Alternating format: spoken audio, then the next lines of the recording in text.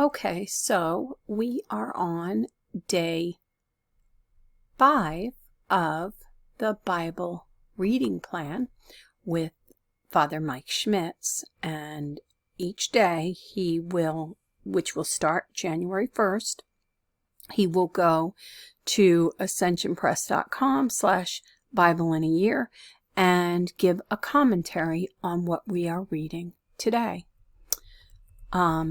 It will start on January 1st. So since we are on the 5th day, that would be January 5th. He would be starting this. So this is what we're going to read today. Okay? We are in the early world still. This will be our last early world. See the period and early world and day 5. And this is what we will be reading today. Okay? So let's go to our Bible and go to Genesis 10 and 11, which is what we are supposed to read today. And it says right off the bat, these are the descendants of Noah's sons Shem, Ham, and Japheth, whose children were born after the flood. So as you can see, from Adam down to Noah, through Shem to Abraham, all the way to Jesus. And I'll show you that when we'll get closer. Okay, so let's start our reading. I'll make this smaller for now. Just don't know how much of it you can see.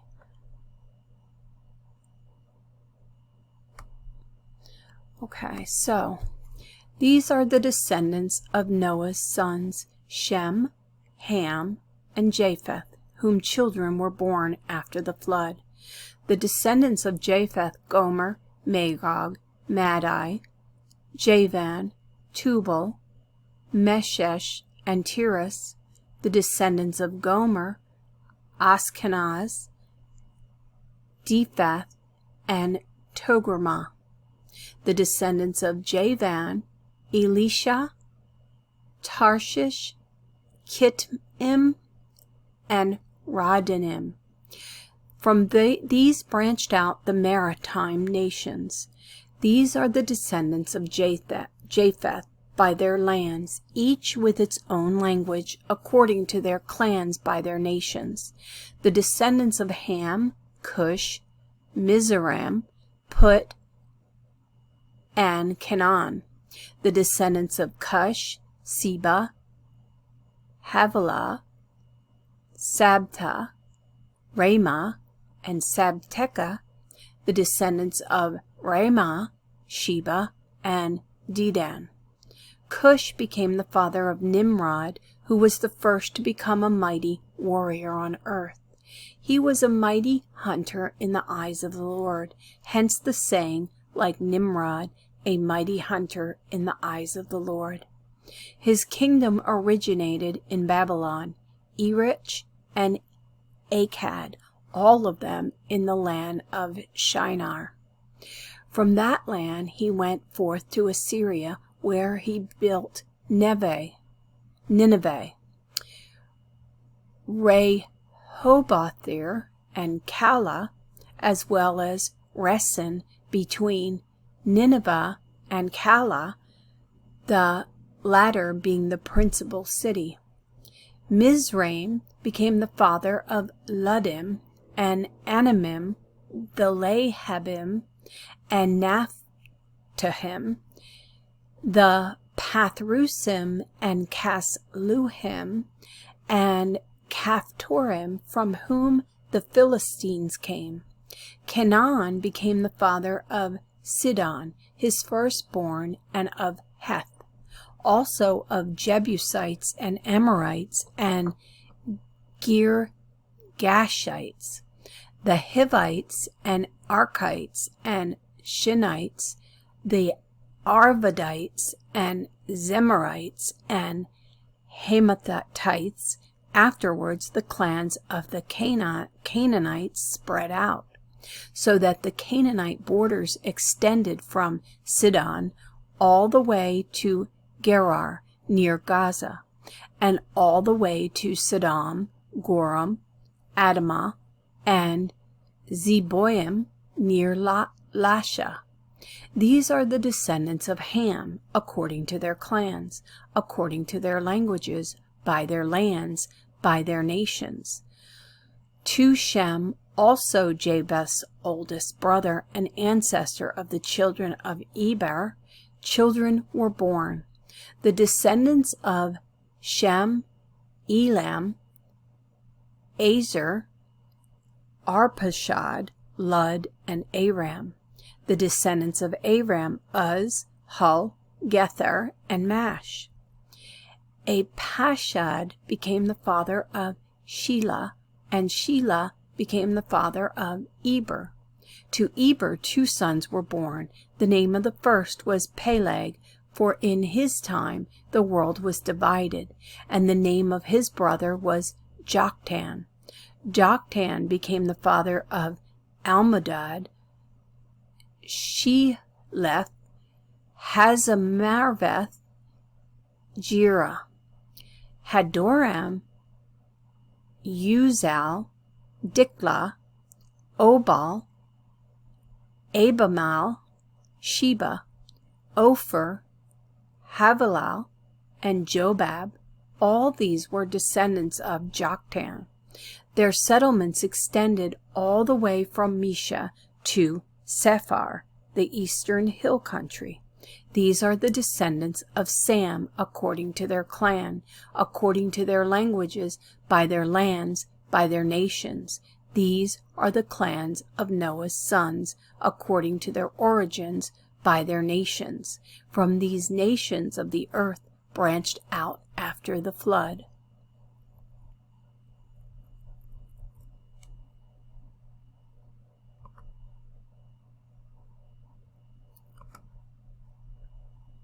And let me just get a close-up of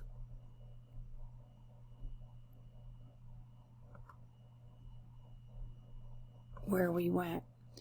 So Noah to Shem, these are the ones that led to Abraham. Shem, Arphaxad, Shelah, Eber, Peleg, Ru, Shirug, Nahor, Terah, to Abraham, and then Isaac, Jacob, Judah, Perez, all through that to Jesse, which most of us know, who had King David. And then this is, I believe, Mary. Yeah. So King David had Nathan and Martha and Menah. Let me make this bigger. Had Nathan and Mathatha, Menah, Eliakim, Joseph, Judah, Simeon, all the way, Levi, all this, Joshua, all the way through Matthias, all the way through Malachi, or Melchi, Levi, Matthew, Eli, to Mary. And then Joseph, who was not his biological father, but nevertheless he needed to come from King David. So Solomon, Rehoboam, all the way down. All the way down. We've heard all of these names as we've read through the Bible, and you will hear them. So then we get to the ones we know the best: Jacob, Joseph, Jesus. Okay? So let me go back. So, we're now on chapter 11, Tower of Babel. Let me get down here to our Tower of Babel. Wait a minute. Where is our Tower of Babel? I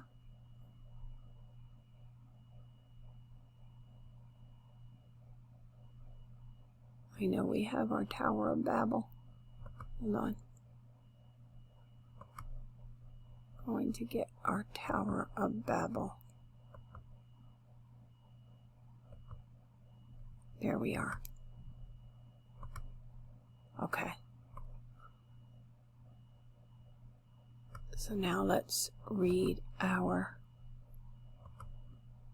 11. The whole world had the same language and the same words. When they were migrating from the east, they came to a valley in the land of Shinar and settled there. They said to one another, "Come, let us mold bricks and harden them with fire." They used bricks for stone and bitumen for mortar. Then they said, "Come, let us build ourselves a city and a tower with its top in the sky, and so make a name for ourselves, otherwise we shall be scattered all over the earth." The Lord came down to see the city and the tower that the people had built. Then the Lord said, "If now, while they are one people and all have the same language, they have started to do this, nothing they presume to do will be out of their reach. Come, let us go down and there confuse their language, so that no one will understand the speech of another."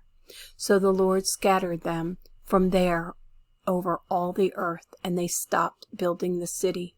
That's why it was called Babel, because there the Lord confused the speech of all the world. From there the Lord scattered them over all the earth. Descendants from Shem to Abraham. These are the descendants of Shem. When Shem,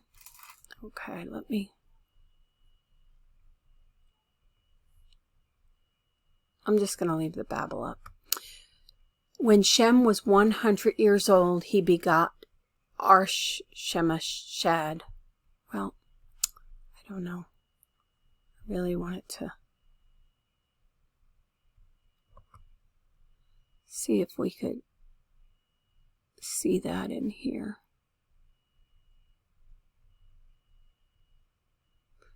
Here. Okay. So let's go closer.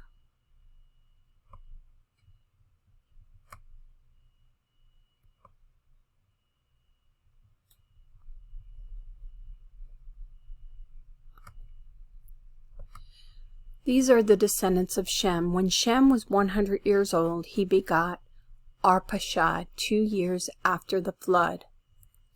Shem lived 500 years after he begot Arpachshad, and he had other sons and daughters. When Arpachshad was 35 years old, he begot Shelah. Arpachshad lived 403 years after he begot Shelah, and he had other sons and daughters. When Shelah was 30 years old, he begot Eber. Shelah lived 403 years after he begot Eber, and he had other sons and daughters.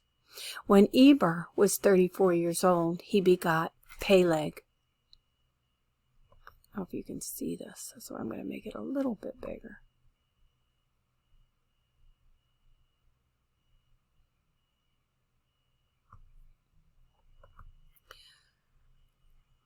Okay, when Eber was 30 years old, he begot Peleg. Eber lived 430 years after he begot Peleg, and he had other sons and daughters. When Peleg was 30 years old, he got Reu. Peleg lived 209 years after he begot Reu, and he had other sons and daughters. When Reu was 32 years old, he begot Serug. Reu lived 207 years after he begot Serug, and he had other sons and daughters.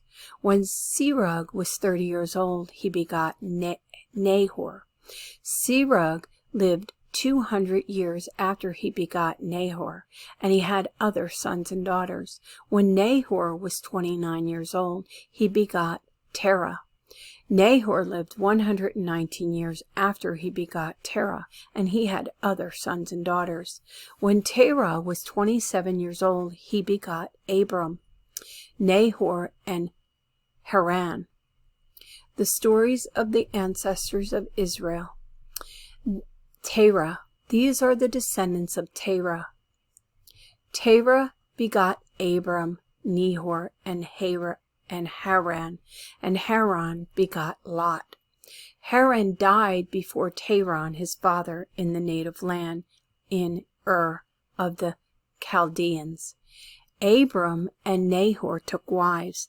The name of Abram's wife was Sarai. The name of Nahor's wife was Milcah, daughter of Haran, the father of Milcah and Isha. Sarai was barren. She had no child. Terah took his son Abram, his grandson Lot, son of Haran, and his daughter-in-law Sarai, the wife of his son Abram, and brought them out of Ur of the Chaldeans to go to the land of Canaan. But when they reached Haran, they settled there. The lifetime of Terah was 205 years. Then Terah died in Haran. Okay, so we are done 11, and I just like to go down here just in case. So we know Sarah turns into Sarah and Abram turns into Abraham. So let's go back to our Bible reading plan, and we now know we have to go to Psalm 2 because we're on day 5. So let's go to our Bible, go back to the books of the Bible, and go to Psalms and begin at 2.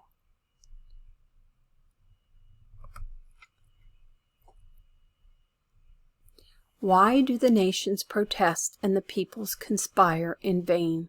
Kings on earth rise up and princes plot together against the Lord and against his anointed one.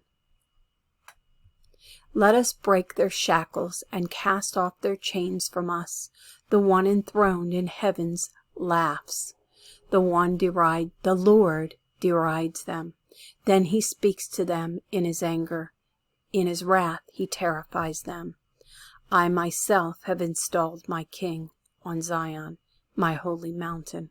I will proclaim the decree of the Lord. He said to me, "You are my son.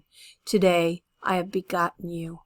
Ask it of me, and I will give you the nations as your inheritance and as your possessions, the ends of the earth. With an iron rod you will shepherd them, like a potter's vessel you will shatter them. And now kings will give heed. Take warning, judges on earth. Serve the Lord with fear. Exult with trembling.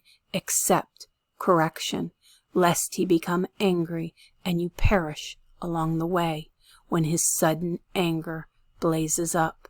Blessed are all who take refuge in him." So that is day 5. And now, if you watched all 5 days, you know we have completed the early world period. Okay? So I hope that's helpful. I'm just going to show you. I'm going to end it with this, just to show you a little closer. All those people we were just talking about right here. And now we're at Abram. And then he gets his name changed. Okay. And then we will end up with all of these.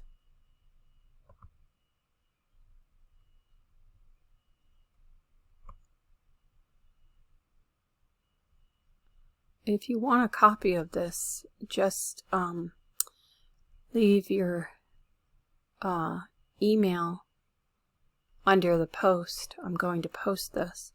And I'm going to post it today because I think it's relevant. And also, I'm going to post it on day 5 when we are doing the program. I'll probably do it the day before because he will give commentary on it the next day. So I'll probably post it the day before. And then that way you will have read it when you hear his commentary, Father Mike Schmidtz. Okay. Well, I hope that was helpful, folks.